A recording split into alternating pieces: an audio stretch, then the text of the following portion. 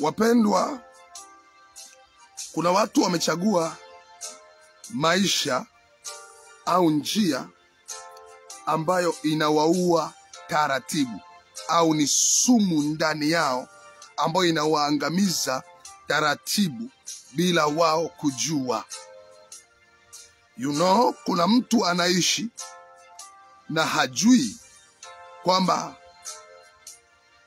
hata kama maisha anayoishi ni siri, vitu anavyofanya ni siri, lakini ni ncha ya upanga ambayo inatoboa taratibu. Inatoboa taratibu. Kadri ya siku zinavyozidi kwenda inazidi kutoboa. Kadri ya siku zinavyozidi kwenda inazidi kutoboa. Mwisho wa siku inazama moja kwa moja kwenye nafsi yake na inamuangamiza. Biblia imesema iko njia inaonekana kuwa sawa machoni pa mtu, lakini mwisho wa hiyo njia ni mauti, ni uharibifu, ni uharibifu.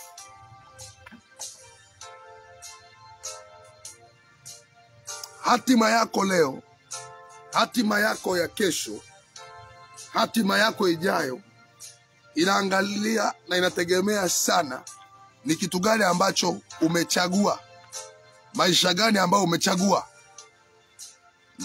njia gani ambayo umechagua katika siku za leo. Kila chaguo leo lina utafsiri mwisho wako. Chaguo baya la tafsiri mwisho mbaya. Chaguo zuri la tafsiri mwisho mzuri.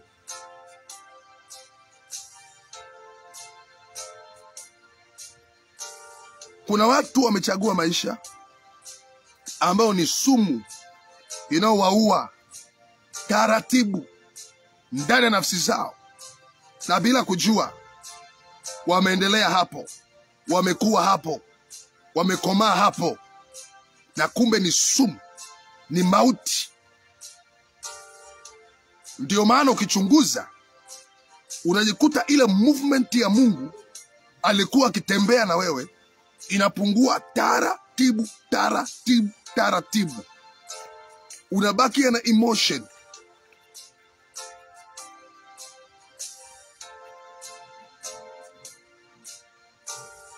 Utashangaa ule mwondoko ambao Mungu alikuwa amekupa unaanza kukupotea. Hata ukuigiza unakataa, hata ukiupretendi unakataa. Kwa nini? Kwa sababu kuna kinachokuua taratibu, kuna kinachokuangamiza sirini, kuna kinachokupinga katikati ya ulimwengu wa roho.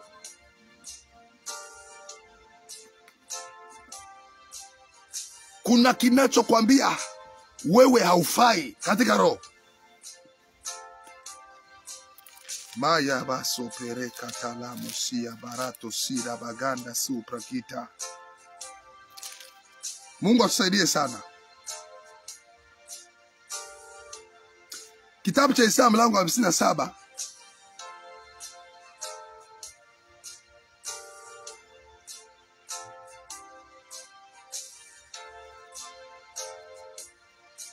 Kitabu cha Isaya mlango wa 57 mstari wa 14. Naye atasema, tutieni, itengenezeni njia, kiondoeni kila kikwazacho katika njia ya watu wangu. Kiondoeni kila kikwazacho katika njia ya watu wangu. Kiondoeni kila kikwazacho. Itengenezeni njia.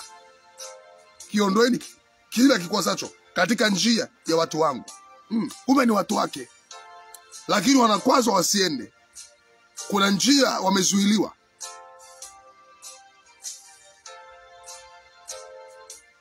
Kumbe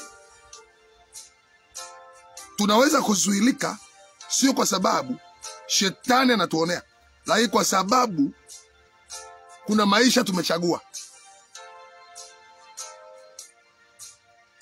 kuna mitazamo tumechagua. Kumbuka nilichokisema kwamba kuna maisha unaweza chagua, kumbe ni sumu ambayo inakuua taratibu, inakupotezea movement ya Mungu, inakupotezea mtembeo wa kimungu, inakupotezea kila cha kimungu ambacho Mungu ameweka ndani yako. Kwa hiyo kinakufa taratibu taratibu. So hata unapokuja kulazimisha kutembea kama ulivyokuwa, inashindikana.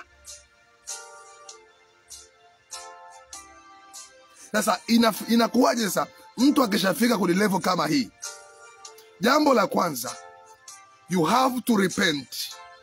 Unapaswa kugeuka, unapaswa kuungama, unapaswa kuungama kama Daudi. Unapaswa kuungama kama Daudi.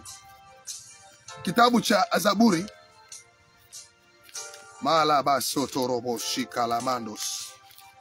kitabu cha Zaburi mlango wa 51. Daudi anasema hivi: Mungu unirehemu sawa sawa na fadhili zako, kiasi wingi wa rehema zako uyafute makosa yangu. Unioshe kabisa uovu wangu, unitakase dhambi yangu, maana nimejua mimi makosa yangu na dhambi yangu hii mbele yangu daima. Sasa angalia hapo tulikosoma, anakosema hivi: itengenezeni njia, kiondoeni kikwazacho. Manake dhambi ya Daudi ilimtangulia mbele yake, na dhambi inapomtangulia mbele yake, manake imetangulia kwenda kumzuia. My God, imetangulia kwenda kumpinga. Kwa hiyo kuna watu wanapingwa na dhambi zao, kuna watu wanapingwa na matendo yao. Yani matendo yako mwenyewe yanakupinga mbele yako. Unatamani kuona biashara inafanikiwa, maisha yanafanikiwa, kiuchumi inafanikiwa, eneo lote linafanikiwa, lakini dhambi imetangulia mbele yako, alafu inakupinga. My God, Daudi anasema, maana nimejua mimi makosa yangu na dhambi yangu hii mbele yangu daima, na dhambi yangu hii mbele yangu daima. Maana kinachomzuia hapa nini? Ni dhambi yake. Hakuna shetani anayemzuia hapa, hakuna pepo anayemzuia hapa, hakuna jini anayemzuia hapa, hakuna mchawi anayemzuia hapa. Anasema na dhambi yangu ipo mbele yangu daima, ipo mbele yangu daima. Nimekutana dhambi wewe peke yako na kufanya maovu mbele ya macho yako, wewe unajijulikana kwa una haki unenapo. Nimekwambia you have to repent. Unapaswa kuungama. Daudi anaposema nimekutenda dhambi, anaungama. Kwa lugha rahisi, anageuka.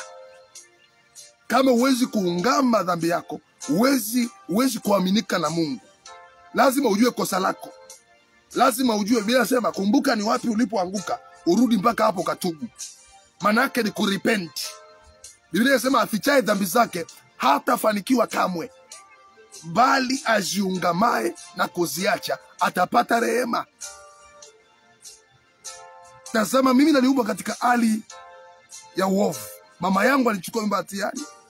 Tazama, wapendezwa na kweli iliyo moyoni, nao utanijulisha hekima kwa siri. Unisafishe kwa hisopo, nami nitakuwa safi, unioshe nami nitakuwa mweupe kuliko theluji. Unifanye kusikia furaha na shangwe, mifupa uliyoponda ifurahi. Usitiri uso wako, usitazame dhambi zangu, uzifute hatia zangu zote. Mungu, uniumbie moyo safi, uifanye upya roho iliyotulia ndani yangu. Manake alikuwa hajatulia.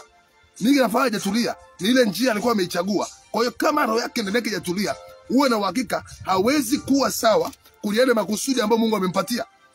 Hawezi kuwa right kwenye yale makusudi ambayo Mungu amempatia. Hawezi kuwa kwenye njia ambayo Mungu amempa kutembea. Uifanye upya roho iliyotulia ndani yangu. Usinitenge na uso wako, wala Roho yako Mtakatifu usiniondolee. Unirudishie furaha ya wokovu wako. Unirudishie furaha ya wokovu wako. Unitengeneze kwa roho ya wepesi. Maana yake hawezi kuwa na speed, hawezi kufikia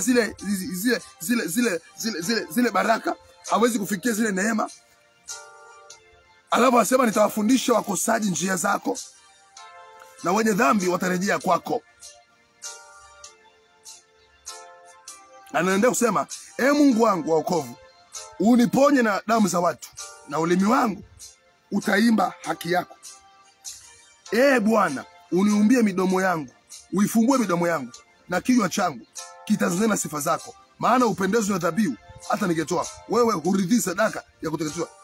Dhabihu za Mungu ni roho iliyovunjika, moyo uliovunjika na kupondeka. Mungu hautaudharau. Uitendee mema Sayuni kwa ajili ya radhi yako. Usijenge kuta za Yerusalemu.